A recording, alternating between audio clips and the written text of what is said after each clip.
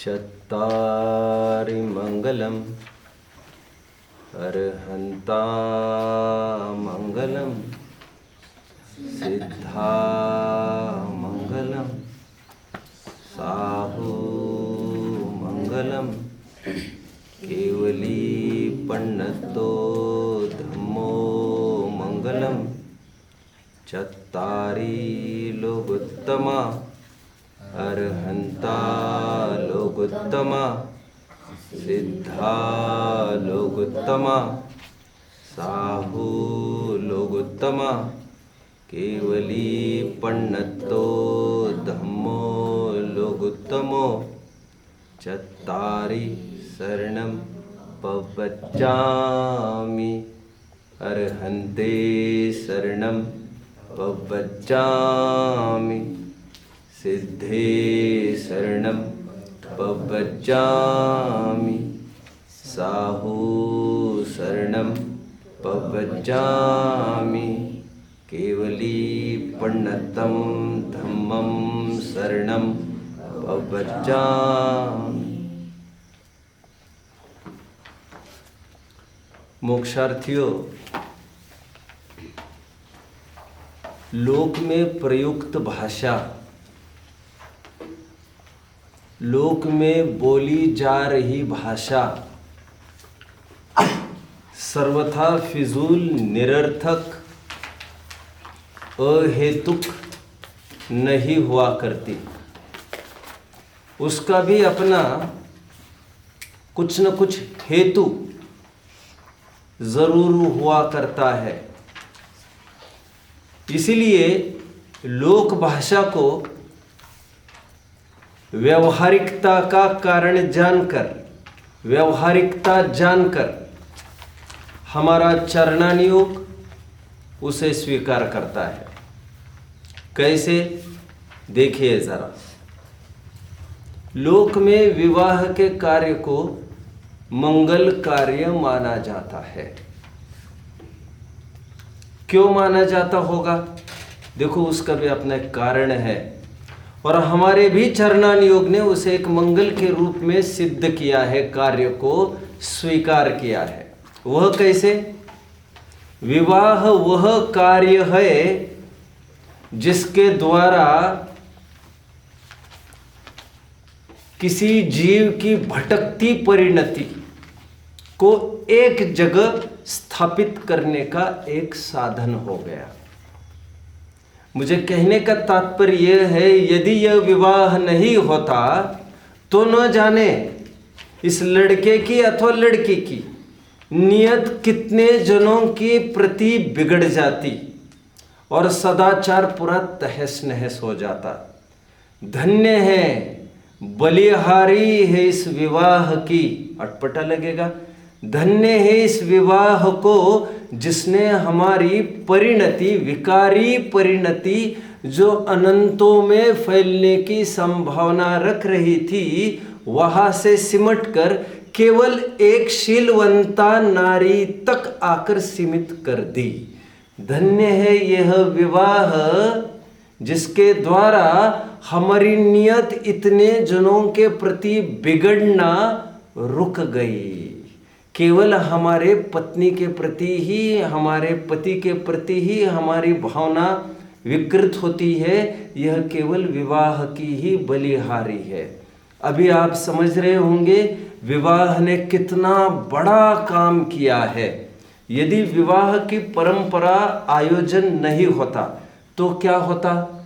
कोई भी किसी के भी साथ भिड़ जाता और ऐसे में सदाचार आदि की कोई भी स्थापना नहीं हो पाती। सुशील, कुशील, ब्रह्म, अब्रह्म की कुछ भी परिभाषाएं नहीं हो पाती और ऐसे में आत्मिक परिणाम की स्थिरता में भारी दिक्कतें खड़ी होती। इसीलिए लोक में विवाह जैसे कार्य को, बोलिए, एक मंगल कार्य बोला जाता है। यहाँ तक कि आपने यह भी सुना होगा, जहाँ पर ये विवाह आदि संपन्न हुआ करते हैं, उस विवाह को, उस स्थान को भी क्या कहते हैं? सुना है? मंगल कार्यालय। सुना है आपने? वहाँ पर ऊपरी तौर पर विचार करें तो एकाध अध्यात्म को ये लग सकता है भावावेग में, भावनावश, यदि स्यादवाद को नहीं समझता हो अच्छे से, अध्यात्म का एकांत कर बैठता हो, तो वो ये जरूर सोच सकता है कि इसे मंगल का कहने का क्या मतलब है। लेकिन इसकी मंगलता जैसे मैंने आपने बताई और मंगल की परिभाषा जैसे हमने बताई थी, ये राग द्वेष का अभाव कराता है। और इस विवाह रूपी कार्य के जरिए हमारा राग जो अनंतों में फैलने की संभावना रखता था, वो सिमट कर सीमित होकर केवल एक तक आ गया। और धर्म तो ऊपर की बात कहते, वो कहता है ये तात्कालिक पड़ाव है, तुम्हें तो और आगे बढ़ना है। यदि विकृत दृष्टि हो तो यही तक बिगाड़ना, लेकिन यह भी कोई तुम्हारा जन्म सिद्ध अधिकार है, तुम्हें लाइसेंस मिला है भोगने का, ऐसा नहीं। इसके बीच में भी तुम यत्न करो कि स्वस्त्री से भी तुम निवृत्त हो सको। लेकिन विकार उत्पन्न हो तो एक साधन घर पर है, इसको मत भूलो और सीधे अड़ोस पड़ोस में ताक झाक मत करो। इसीलिए लोक में भी विवाह को मंगल कार्य कहा जाता है। अरे विवाह की छोड़ दीजिए, थोड़ा आगे मैं बात करता हूँ। चलिए, यहाँ पर जो यात्रीगण आकर रहते हैं उसे क्या कहते हैं? धर्मशाला। क्या कहते हैं? धर्म तो कुछ है नहीं, एक हाथ को ऐसा लगेगा।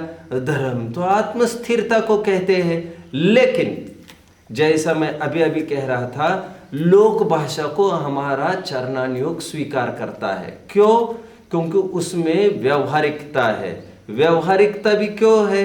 क्योंकि उसमें कुछ न कुछ, किसी न किसी मात्रा में राग द्वेष की कहीं ना कहीं क्षति नजर आती है। यहाँ पर राग द्वेष की क्षति कैसे नजर आती है? धर्मशाला कहने पर जो लोग यहाँ पर आकर रुकेंगे, थोड़ा लिहाज तो पालेंगे कि नहीं पालेंगे? वे तो ये जानते हैं ये अन्य लॉजिंग बोर्डिंग जैसा नहीं है। तो जैसे उद्दाम वेग से भोग वे बाहर कर सकते हैं, यहाँ पर ठहरे हुए यात्री कभी भी ऐसी भोग प्रवृत्ति नहीं कर सकते, क्योंकि उनके माथे पर निरंतर यह तलवार, सुविचार की यह तलवार टंगी रहेगी कि हम बहुत अच्छे पवित्र स्थान पर है, हम यहाँ पर गलत काम नहीं कर सकते। धर्म क्षेत्रे कृतम पापम वज्रलेपो भविष्यति। इसलिए इसे भी क्या कहते हैं? धर्मशाला। क्योंकि हमारे परिणामों की पवित्रता में कहीं ना कहीं यह भी अपना एक योगदान दर्ज करता है। माना कि परमार्थ से इसमें धर्मपना कुछ नहीं है, और घर में रहना वैसे ही धर्म नहीं है। घर में रहना यदि धर्म होता तो मुनिराज क्यों त्यागते घर गृहस्थी को? लेकिन फिर भी लोक भाषा और हमारा चरणानुयोग उसे धर्मशाला कहने की अनुमति दे देता है। आगे बढ़ते हैं थोड़ा। इस विवाह जैसे कार्य को, इस यात्रियों की निवास स्थान जैसे स्थानों को छोड़िए, यहाँ तक कि विवाह जैसे कार्य, युद्ध जैसे कार्यों को भी मंगल कार्य कहा जाता है। कहा जाता है कि नहीं? कहीं सुना है आप लोगों ने? कहा जाता है। कब? अरे यदि आप दिग्विजय की गाथा पढ़ोगे, भरत जी जब दिग्विजय करने निकले थे तो भरत जी की माता नंदा ने उन्हें थाल लेकर उनकी आरती पूजा की थी। क्यों की थी? और उनको तिलक भी कराया था। क्यों कराया था? क्योंकि मंगल कार्य के लिए आप निकल रहे हैं। तब भी वहाँ पर शुभ शगुन भी देखे गए थे और खूब जश्न मनाए गए थे। ये दिग्विजय करने के लिए जा रहे हैं। दिग्विजय का मतलब लड़ाई ही तो है, और क्या है? लेकिन उसे भी मंगल कार्य जानकर बराबर अनुष्ठान किए जा रहे हैं। आखिर उसे मंगल कार्य कहने का क्या प्रयोजन है? कोई ये सोच सकता है लड़ाई में मंगलपना क्या आया, और यदि लड़ाई में मंगलपना आया तो हम अनादिकाल से यही करते आ रहे हैं। लेकिन मंगलपना यह है इसमें, जो आतंकी आतताई मुगल हमारी छाती पर बैठकर रौंदना चाहते हैं पूरे भारतवर्ष को, ये मुगल हमारे घर में घुस घुस कर माँ बहनों की इज्जत लूट रहे हैं, हमारे धर्मी धर्मायतनों को उजाड़ रहे हैं, खंड खंड कर रहे हैं हमारी प्रतिमाओं को। ऐसे में हम शांत कैसे रह सकते हैं? लूटपाट कर रहे हैं, हमारी समस्त संपत्ति से हमको नेस्तनाबूद किया जा रहा है, और ऐसे में हम कैसे अपना धर्म पालन कर सकेंगे? इसलिए एकाध न्यायवान योग्य राजा ऐसा विचार करता है कि जनता की रक्षा और धर्म की रक्षा आखिर कैसे होगी, और किसी न किसी मात्रा में जनता के आकुलता की कमी होगी।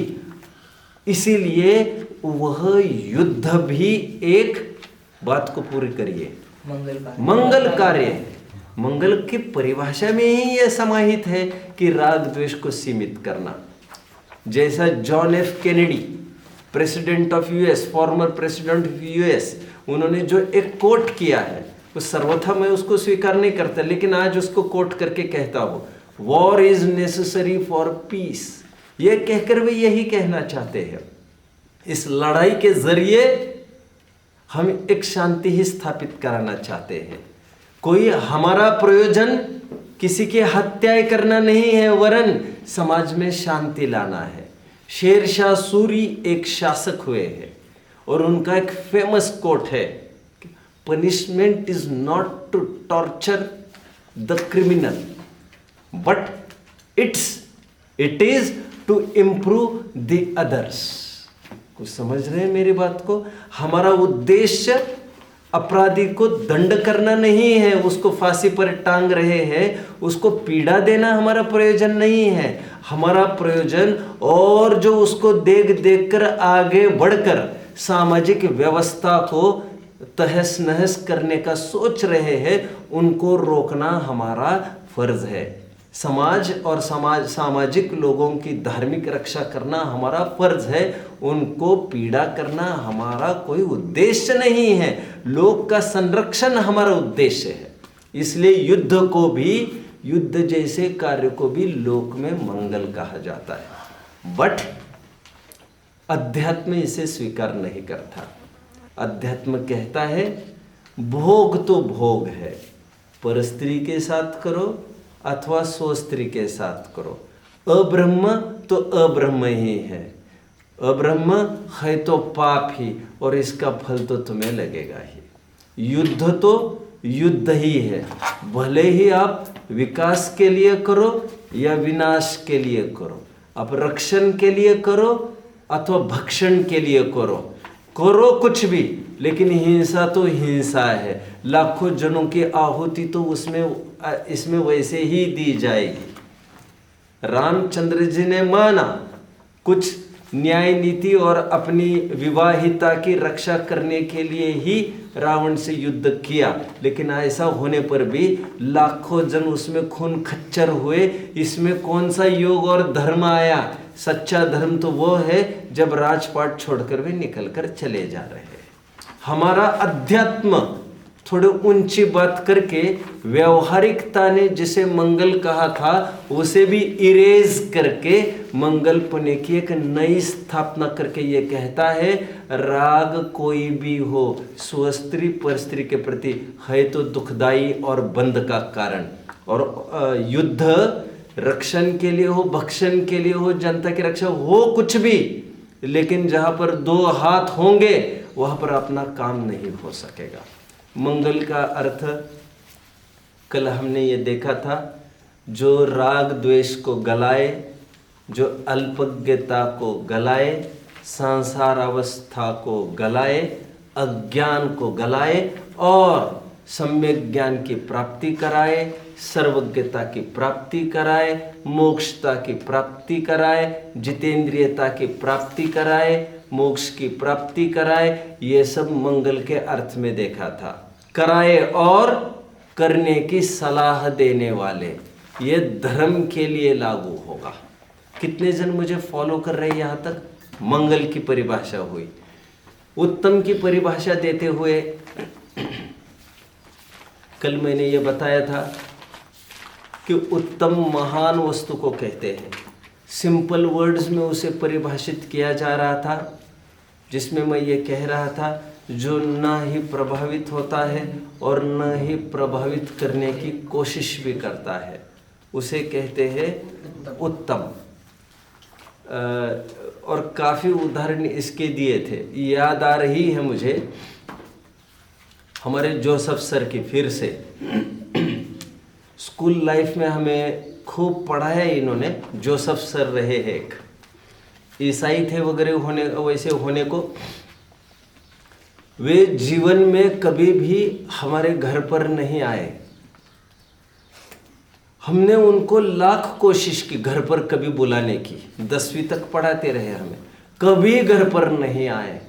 हमारे जितने क्लासमेट्स थे बहुत बड़ी बड़ी खेती किसानी करने वाले थे और करोड़ अरबपति थे सभी, और सबके खेतों में अनार आम आदि इतने बड़े बड़े बगीचे थे एकड़ों के, वो सब माल उनका एक्सपोर्ट होता था।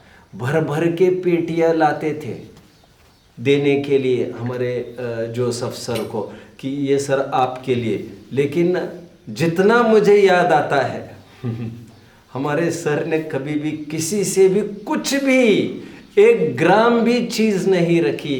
वे एक ही बात कहते थे हमें, यदि मैं ये चीज़ें आपसे ले लूँ और कहीं मेरी न्याय प्रणाली में थोड़ी तफावत आ जाए, यदि मैं पक्षपात कहीं कर बैठूं, तो मैं स्वयं को कभी भी क्षमा नहीं कर पाऊंगा। मैं ये रिस्क नहीं लेना चाहता। मैंने आज आपसे 10-20 किलो आम ले लिए, कल आप ही का पेपर चेक करते समय कहीं उसका असर यदि वह प्रभावित कर जाए मुझे और एक आध मार के यदि मैं ज़्यादा दे दूं, ये रिस्क मुझे नहीं चाहिए। आपके घर पर भी मैं इसलिए भी नहीं आना चाहता हूँ। और वे इसीलिए कहते रहे, जब तुम्हारा और हमारा संबंध विद्यार्थी और शिक्षक का नहीं रहेगा, उस दिन मैं आपके घर आऊँगा, तब मुझे कोई रिस्क नहीं रहेगा। मैं किसका अर्थ कर रहा हूँ? उत्तम, उत्तम, जो ना ही प्रभावित होते हैं और ना ही प्रभावित करने की कोशिश भी करते हैं, और लोक में उन्हीं की महत्ता है। और जो प्रभावित होते हैं थोड़ी थोड़ी बातों से, देखिए आप में से कुछ मोक्षार्थी होंगे जो आते जाते मुझे बार बार जय जिनेंद्र करते होंगे। कुछ मोक्षार्थी ऐसे होंगे जो मुझे बिल्कुल जय जिनेंद्र नहीं करते होंगे। अभी जो जय जिनेंद्र मुझे बार बार करते हैं, मैं उनकी कॉपी चेक करते समय यदि उनको मार्क्स ज़्यादा दे दूँ तो क्या ये अन्याय नहीं होगा? ये उसकी छाप, आप मुझे जो आदर सम्मान दे रहे हैं उसकी छाप इस पेपर कॉपी के जांचने पर बिल्कुल नहीं आना चाहिए। तो वो सच्चा शिक्षक होता है। आप समझ रहे हैं? उत्तमता का भी अर्थ हमने देखा। शरणता की बात में कर रहा था।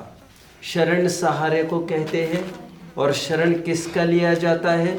जो स्वयं स्थिर हो। आपको पृथ्वीराज नाम है ना आपका, आपको नदी पार करनी है, किसका सहारा लोगे आप?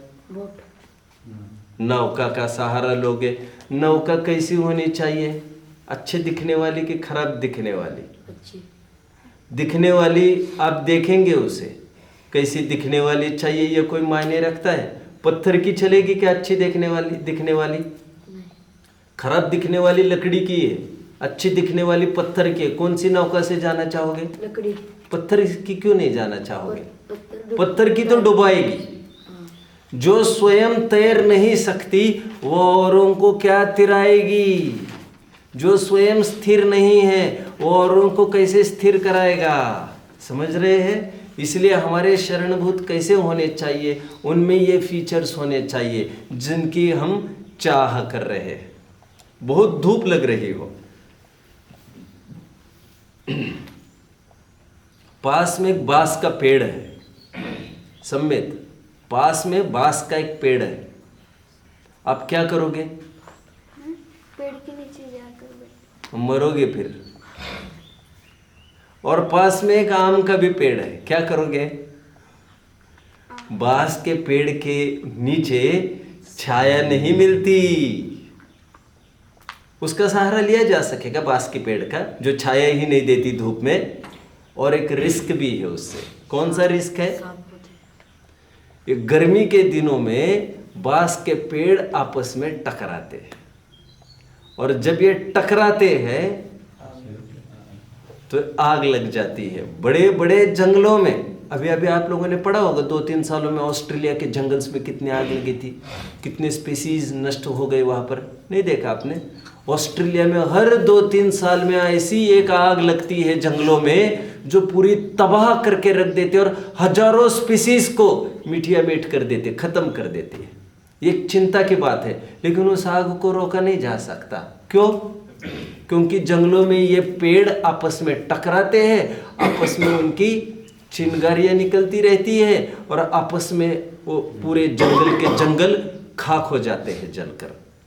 बांस के पेड़ की यही विशेषता है, यह आपस में टकरा कर आग पैदा करते हैं। कोई उनकी धूप से बचने के लिए उनकी शरण में यदि जाता है बांस के पेड़ में, तो क्या हालत होगी उसकी? छाया तो नहीं मिल पाएगी। बांस का पेड़ देखा है आपने? हाँ, तभी तो आप ये बोल रहे हो। बांस का पेड़ कितने जन ने देखा है? उससे कोई छाया की उम्मीद हो सकती है? छाया मिलती है उससे, और ऊपर रिस्क बढ़ जाता है। अगेन मैं क्या कहना चाह रहा हूँ? बाम्बू का ट्री।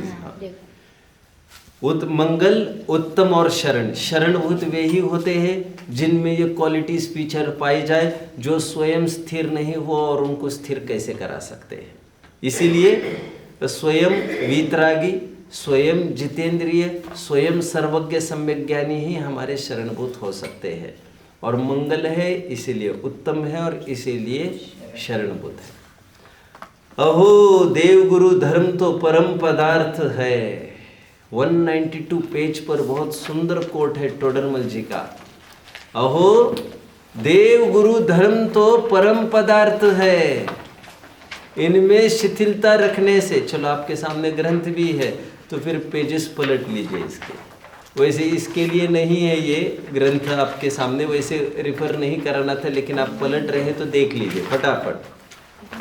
अहो देव गुरु धर्म तो परम पदार्थ है, इनमें शिथिल इन्हीं के आधार ही से तो धर्म है, इनमें शिथिलता करने से अन्य धर्म किस प्रकार होगा।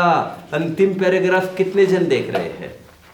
अनायास आपके पास है तो मैं और थोड़ा सा यहाँ पर रुका हूँ, पॉज ले रहा हूँ फिर से। अहो देव गुरु धर्म तो परम पदार्थ है, इन्हीं के आधार से धर्म है, इन्हीं में शिथिलता रखने से अन्य धर्म किस प्रकार होगा।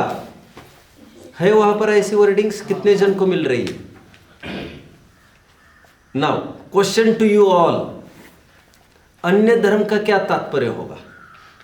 अन्य धर्म है वहां पर लिखा? राइट? क्योंकि मुझे स्मरण नहीं, बहुत टाइम हो गया पढ़कर। अन्य धर्म किस प्रकार होगा? अन्य मतलब क्या कहना चाहते हैं?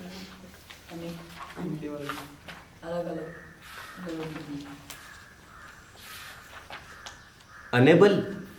ओके, अन्य धर्म किस प्रकार होगा मतलब देव शास्त्र गुरु का सहारा लेना तो एक धर्म है ही, और इस धर्म के बाद एक धर्म रहता है बचा हुआ, और वो है आत्मा का आश्रय लेना। इसलिए अन्य धर्म यहां पर लिखा गया है। समझ रहे हैं मेरी बात को? खरेखर देव शास्त्र गुरु का आश्रय, उनको मंगल उत्तम मानना, यह तो व्यवहार कथन है। उनको मंगल उत्तम शरण कहना यह तो व्यवहार कथन है। परमार्थ से हमारे आत्मा ही मंगल उत्तम और शरण है। अन्य धर्म का अर्थ कितने जन समझ गए? अन्य धर्म मतलब आत्मा का आश्रय, जो निश्चय धर्म है, परमार्थ धर्म है। व्यवहार धर्म तो देव शास्त्र गुरु का सहारा वाला धर्म तो कहवत का धर्म है, इससे तो पुण्य ही बंधेगा, कोई संबर निर्जर होने वाली नहीं। कोई एक बार पढ़ के दिखाइएगा जरा मुझे आपकी भाषाओं में। हाँ पढ़िए। हिंदी में? हाँ हिंदी में ही है क्या? मराठी में है क्या आपके पास? हाँ। देव अहो देवगुरु तो सर्व अहो एक्सक्लेमेशन है ये, उद्गार, अहो। हाँ, अहो देवगुरु धर्म तो सर्वोत्कृष्ट पदार्थ है, इनके आधार से धर्म है, इनमें शिथिलता रखने से अन्य धर्म किस प्रकार आहा, होगा? मजा आ गया। सर्वोत्कृष्ट पदार्थ है, परमेष्ठी है। और यहाँ पर 3 पदों का प्रयोग किया टोडरमल जी ने। कौन कौन से? देव गुरु धर्म। ध्यान रहे, यहाँ पर शास्त्र का प्रयोग नहीं किया। मैंने इसलिए 2 दिन पहले बोलते बोलते एक बात कह रहा था, टोडरमल जी की शैली में देव शास्त्र गुरु भी देखने मिलता है और देव गुरु धर्म भी देखने मिलता है। इसलिए हम धर्म के भी 2 अर्थ कर रहे थे 2 दिन पहले, याद है आपको? धर्म के भी 2 अर्थ कर रहे थे जब हम मंगलोत्तम शरण क्या है पाठ देख रहे थे, उसी की मैं बात कर रहा हूं। खैर, महावीर प्रसाद द्विवेदी एक दार्शनिक हुए हैं बच्चों। क्या नाम बताया पृथ्वीराज? महावीर प्रसाद द्विवेदी। उनका बहुत फेमस कोट है एक, जो अपनी मां को निराश्रय, निरुपाय, बेसहारा, असहाय छोड़कर औरों की मां की सेवा करता है, उस अधमाधम पुरुष के पाप का क्या प्रायश्चित होगा, क्या दंड होगा, इसको कहने में कोई याज्ञवल्क्य अथवा मनु भी समर्थ नहीं है। कितने जन ने फॉलो किया इस कोट को? Should I repeat again? I will repeat. जो अपनी मां को बेसहारा, बेबस, निराश्रय, निरुपाय छोड़कर औरों के मां की सेवा करता है, ऐसे अधमाधम पुरुष के अपराध का क्या फल होगा, क्या दंड होगा, इसको कहने में अच्छे अच्छे मनु और याज्ञवल्क्य ये जैनेतरों के वैदिक संस्कृति के कुछ ऋषि मुनि है समझ लीजिए, वे भी कहने में समर्थ नहीं है। निष्कर्ष कोई बताएगा इस कोट का? आप तो समझ रहे होंगे मेरी बात को। नहीं समझ रहे अभी भी? कितने मंगलार्थी मोक्षार्थी समझ रहे हैं मुझे? कितने मोक्षार्थी समझ पा रहे हैं? शाबाश। और उनके लिए मैं और यत्न करता हूं। देखिए, मेरा एक दोस्त था, स्कूली जीवन की मैं बात करता हूं, जाति से ईसाई था, बुरा नहीं मानना। 10वीं के बाद पढ़ाई में अच्छा था, चुस्त था बुद्धि में, और समाज की सेवा की भावना से पहले ही से प्रेरित था। बाद में पता चला 10वीं के बाद ऊंची पढ़ाई करने के लिए, हायर स्टडीज करने के लिए वो विदेश चला गया, यूएस। फिर ये पता चला बहुत ऊंची जॉब लगी है उसे, और एक दिन ये पता चला मुझे, he spends 90% of his income in charity। अपने आमदनी का 90% हिस्सा वो लोक कल्याण के लिए, समाज सेवा के लिए खर्च करता है।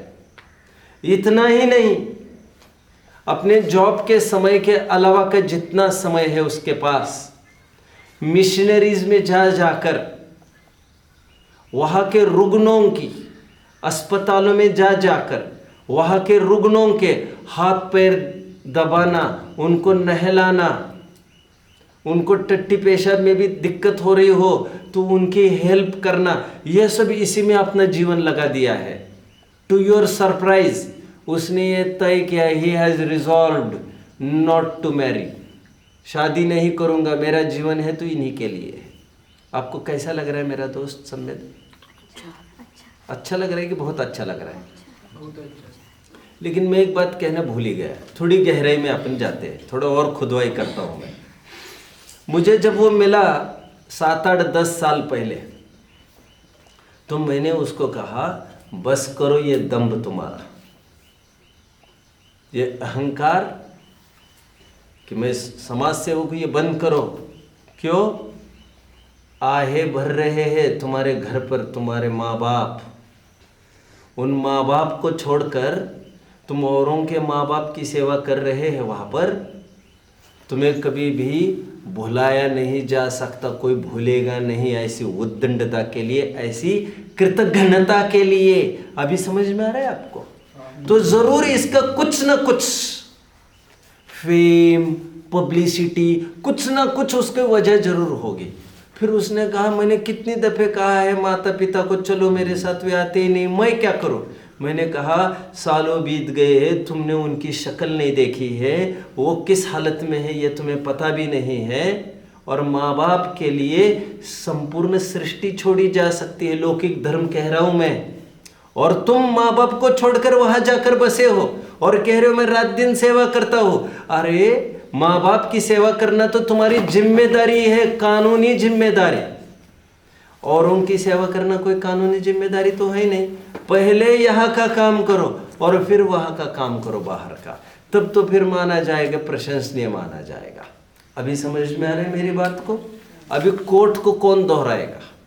अभी कोर्ट सब समझ गए होंगे। महावीर प्रसाद द्विवेदी का अपनी माँ को निरुपाय, निराश्रय, बेबस, बेसहारा छोड़कर औरों के माँ की सेवा करता है, ऐसे अधमाधम पुरुष के, क्या कहा? अधमाधम का अर्थ समझते हो? अधमाधम नहीं समझते? पापी से भी पापी, इतना गया बीता। ऐसे अधमाधम पुरुष के अपराध का क्या प्रायश्चित होगा, क्या दंड होगा, इसको कहने में कोई मनु याज्ञवल्क्य भी समर्थ नहीं है। अभी कितने जन समझ रहे हैं मेरी बात को? इतना सब मैं क्यों कह रहा हूं बच्चों? मैं इसलिए कह रहा हूं, अपनी आत्मा को छोड़कर जो केवल देव शास्त्र गुरु के मंगल उत्तम शरण पने को ही मानने में संतुष्ट हुआ है, तो हमारे शास्त्रों में उसे भी अपराधी कहा गया है।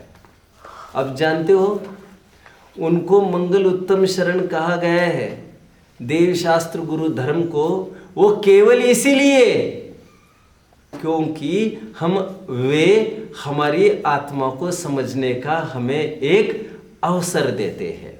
इसलिए उपचार से उनको मंगल उत्तम शरण कहा है, लेकिन परमार्थ से हमारी आत्मा को ही मंगल उत्तम शरण कहा गया है।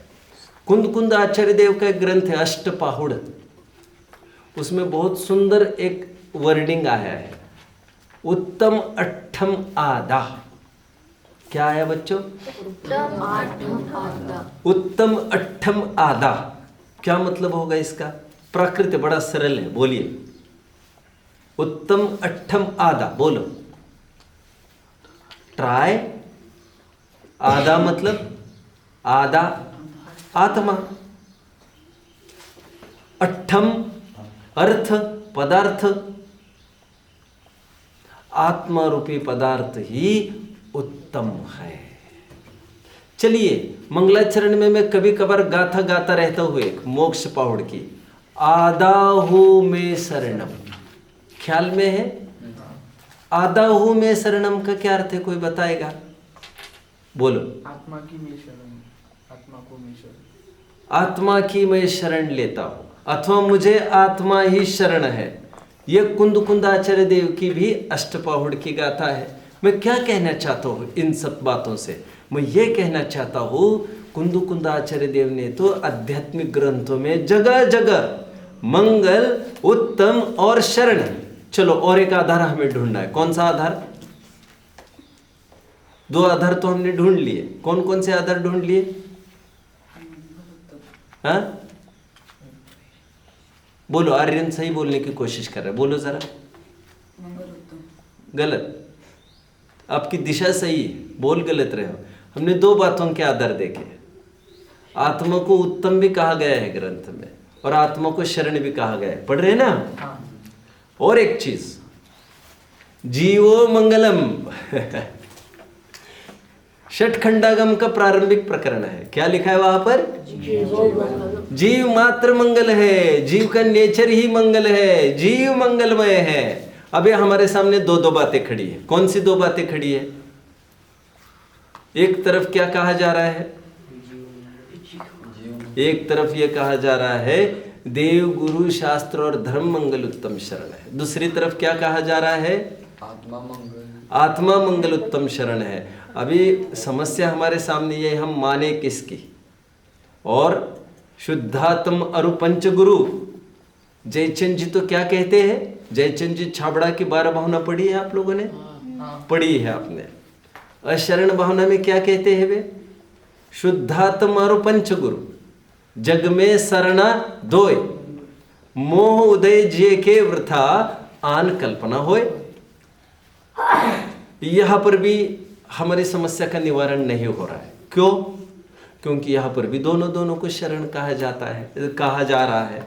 और आप ये बात भली भांति जानते हो कि एक साथ 2 नावों में नहीं बैठा जा सकता, और शरण कभी भी 2 नहीं हो सकते, शरण कभी भी एक ही होगा। तो या तो आत्मा शरण होगा या देवशास्त्र गुरु शरण होगा। लेकिन शुद्धात्म शब्द का प्रयोग पहले किया। शुद्धात्म जिनके बस की हो आत्मा का आश्रय करने की, उनको तो आत्मा का ही आश्रय करना चाहिए। लेकिन जिनकी सामर्थ्य शक्ति नहीं हो आत्मा का आश्रय करने की, पड़ाव के रूप में असामर्थ्य और अशक्त स्थिति में वे अल्पकाल के लिए अशक्त जन देवशास्त्र गुरु का सहारा ले। वह भी किसके लिए? वह भी किसके लिए? अपनी आत्मा का सहारा लेने के लिए। कितने जन फॉलो कर रहे हैं? ये नौकाएं ऐसी नहीं है कि दोनों एक साथ चलने वाली है, या तो इस पर बैठो या तो इस पर बैठो। ये नौकाएं ऐसी है, बोलेगा कोई? ये नौकाएं ऐसी है जो एक पर्टिकुलर पॉइंट तक एक नौका जाती है और उस पॉइंट के बाद दूसरी नौका जाती है। इस न्याय से दोनों को नौका कहा है। इस न्याय से नहीं कहा है कि दोनों एक साथ चल देगी, आपको चाहे जिस पर बैठना हो बैठ जाइए। पहले कौन सी नौका में बैठना पड़ेगा? देव शास्त्र गुरु धर्म की नौका में। तो वे कहाँ तक पहुंचाएंगे हमको? हमारे आत्मा का स्वरूप बताएंगे। तो फिर उस नौका में बैठा जाएगा जो हमें अपने शुद्धात्मा का आश्रय कराएगा। दोनों नौकाओं का अर्थ समझ रहे हो आप? और मैं कल परसों भी इसका अर्थ कह रहा था। जब नमोकार की बात आई थी तब मैं ये कह रहा था यही वो जहाज जिसने लाखों को तारा, तो मैं तब ये कह रहा था यही वो जहाज है जिनको अनंतों ने छोड़ के तिरे, क्योंकि उनको छोड़े बिना भी कोई तिर नहीं सकता। उनको छोड़कर फिर उसके बाद जो समुद्र का रास्ता है वो बहुत सकरा है, वहाँ पर नौका नहीं जा सकती, वहाँ पर अकेले निकलना पड़ता है। तब मैंने कहा था अपनी भुजाओं की पतवार से तब निकलना पड़ता है, ये मैं कह रहा था। कितने जन को याद है ये? 2 दिन पहले मैं ये कह रहा था। सकरी गली है वो, नहीं समझ रहे? अंत में क्या कहने की कोशिश कर रहा हूँ, बोलो जरा। मैं क्या कहने की कोशिश कर रहा हूँ, बोलो मुझे।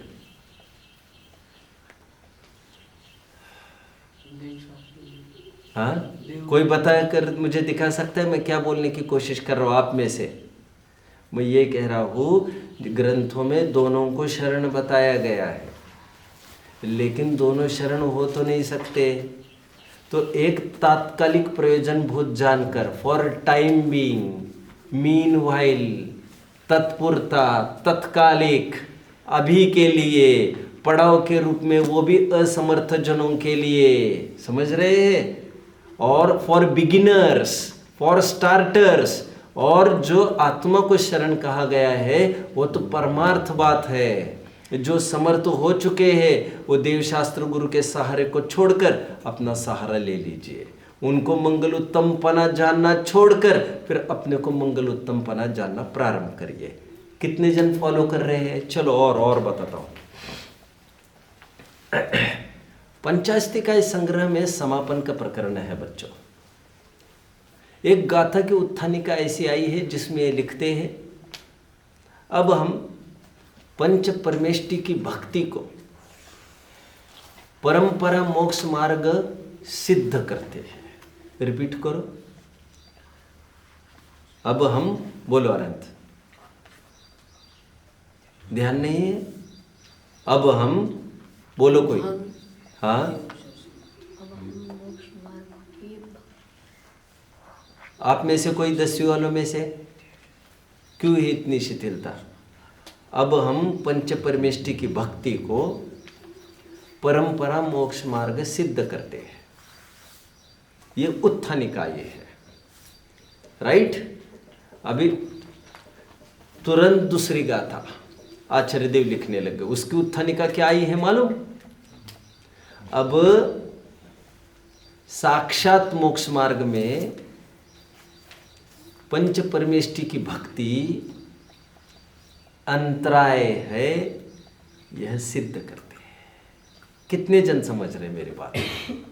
आपको लग रहा है ये टकराने वाली बातें हैं? कितने जन को लग रहा है ये टकराने वाली बातें हैं? विरोधी बातें दिख रही नहीं है। लेकिन पहली बात जो कही है वह व्यवहार प्रदान है। परद्रव्य का सहारा मतलब ही व्यवहार का कथन, क्योंकि पर का सहारा तो वैसे ही नहीं ले सकते। महावीर भगवान मोक्ष को प्राप्त हुए हैं सम्मेद, वो किसका सहारा लेकर? आदिनाथ का कि अजितनाथ का, फिर शंभुनाथ का, पारसनाथ का, नेमिनाथ का? किसका सहारा लेके गए मोक्ष को?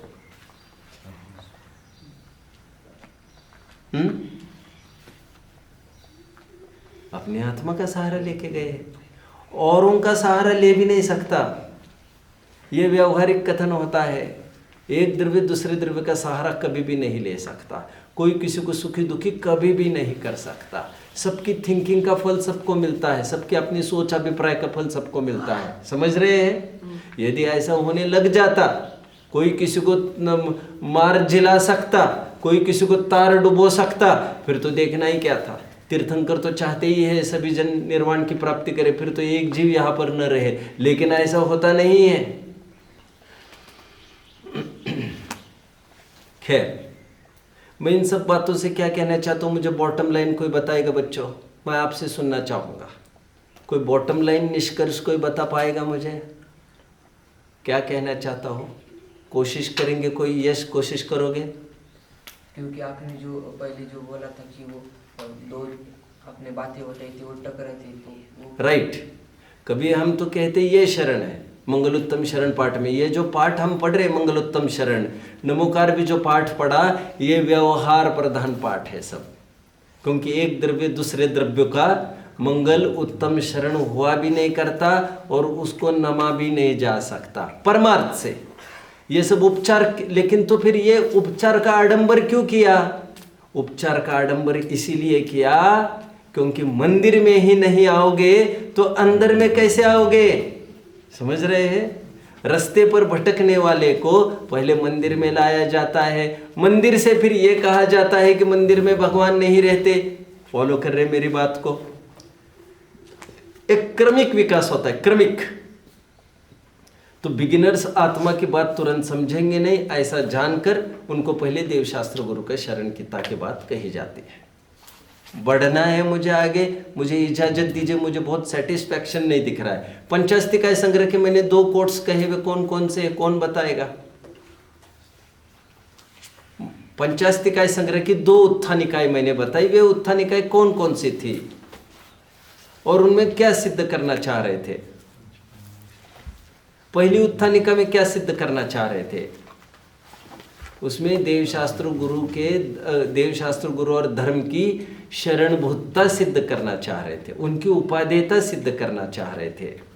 और दूसरा जो प्रकरण है उसमें उनकी हेयता सिद्ध की जा रही थी, उनके शरण की हेयता सिद्ध की जा रही थी।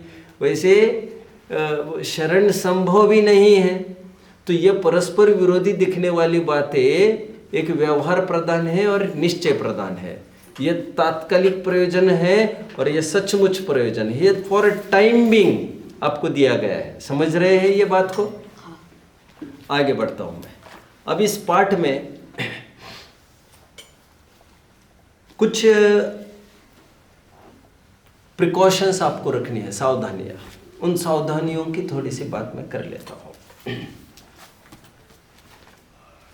बहुत लोग पवज्जामी को अच्छे से प्रोनाउंस नहीं करते। अब बोल के दिखाएंगे, केवली पंडितम धम्मम शरणम पवज्जामी, बोल के दिखाओ, ये लाइन बोल के दिखाओ, चत्तारि मन इतनी सी लाइन। केवली पंडितम धम्मम शरणम पवज्जामी, बोल। केवली पन्नतो धम्मं शरणं पवज्जामि। बहुत जन पवज्जामी भी कहे जाते हैं बहुत जल्दी में। आपको ध्यान देना है, जो प्रचलित हमारी भाषा है उस प्रचलित भाषा में आपको स्ट्रेस व पर भी देना है और स्ट्रेस ज पर भी देना है। आप देख रहे होंगे 2 वकार है और 2 जकार है। पवज्जामी व पर भी स्ट्रेस देना और ज पर भी आपको स्ट्रेस देना और मी छोटी करना है वहां पर। और ऑफ कोर्स छोटी होने पर भी उसमें थोड़ा समय इसलिए लगता है बोलने में मी को, क्यों? क्योंकि उससे पहले संयुक्त अक्षर आ गया है, और जिसके पहले संयुक्त अक्षर आता है उसके बाद का रस्व होने पर भी उसमें टाइम तो लगता है बोलने में। यह हम देख रहे थे पूर्व में। पहले बेसिकली आपको यह भी बात समझनी होनी चाहिए इस मंगल पाठ संबंधी, यह भी प्राकृत में लिखा गया पाठ है और यह तो टोटली मतलब कहना चाहिए किसने लिखा है ये पता ही नहीं है हमें। एनन कहते ना, एनन आप जानते हैं, किसने लिखा ये पता नहीं, अज्ञात, एनोनिमस। वैसे ही ये चीज़ है, ये किसने लिखी है, कौन से ग्रंथ में आई है, कहाँ से प्रचलित है, इसके कर्ता वक्ता कौन है, ये अद्याप मेरे देखने में नहीं आया है। बस प्रचलित है बहुत टाइम से, तो इसको बताया जा रहा है, लेकिन है भी ये भी प्राकृत है। तो अभी और मेरे देखने में और कुछ बातें आई है जो मैं यहाँ से बता रहा हूँ आपको। कहीं कहीं मेरे देखने में सिंगल वकार, मैं पवज्जामी की बात कर रहा हूँ, यह भी शब्द आया है। और कहीं कहीं मेरे देखने में सिंगल जकार और डबल वकार ये भी देखने में आया। मतलब पवज्जामी सिंगल व और डबल ज ऐसा भी देखने में आया, और डबल व और सिंगल ज पवज्जामी ऐसा भी देखने में आया। और दोनों भी पाठांतर के रूप में स्वीकार किए जा सकते हैं। कैसे, वो मैं थोड़ा अभी बता रहा हूँ आपको। जैसे फॉर एग्जाम्पल पवज्जामी की बात करें, किसकी?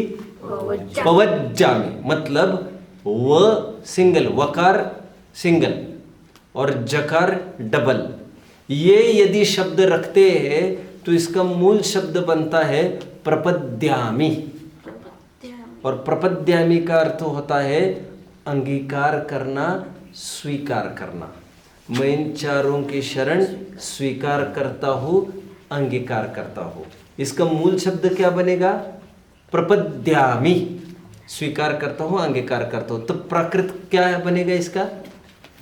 पवज्जामी, वहाँ पर वकार सिंगल रहेगा। नेक्स्ट केस की हम थोड़ी सी बात कर लेते हैं। नेक्स्ट केस में यदि वकार 2 हो, पव व पर स्ट्रेस देकर, आधा व पूरा व, पवज्जामी, ज पर स्ट्रेस नहीं देते आप, तो मूल शब्द उसका बनता है प्रव्रजामी।